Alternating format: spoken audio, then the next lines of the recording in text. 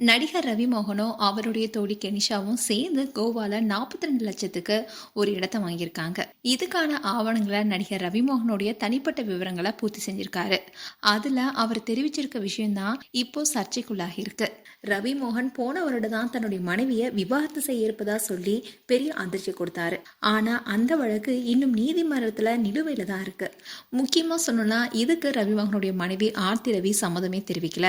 இந்த சூழ்நிலை தான் ரவி மோகன் அவருடைய தோழி கெனிஷா 2 பேரும் சேர்ந்து கோவால 42 லட்சத்துக்கு ஒரு சொத்தை வாங்கிதான் தகவல் வெளியாக இருக்கு.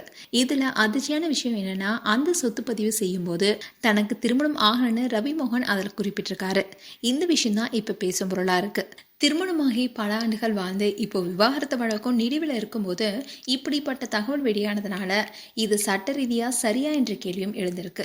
அதுவும் இப்போ சோசியல் மீடியால விவாகரத்து ஆகாமலே இப்படி சொல்லலாமா என்ற விவாதமும் தீவிரமா எழுந்துட்டு வருது. அது மட்டும் இல்லாம இந்த சர்ச்சையில ரொம்பவே பேசப்படுற நபரா கெனிஷா தான் இருக்காங்க. ரீசெண்டா ரவி மோகன் அண்ட் கெனிஷா இவங்க 2 பேரும் வெளியிடுற போட்டோஸ் அண்ட் வீடியோஸ் எல்லாமே சோசியல் மீடியால வைரல் ஆயிட்டு வருது. வெளிநாட்டுக்கு ட்ரிப் போகிறதாகட்டும், பார்ட்டிக்கு போகிறதாகட்டும், எல்லா போட்டோஸ் அண்ட் வீடியோஸ் எல்லாமே அவங்க ஷேர் பண்ணுவாங்க.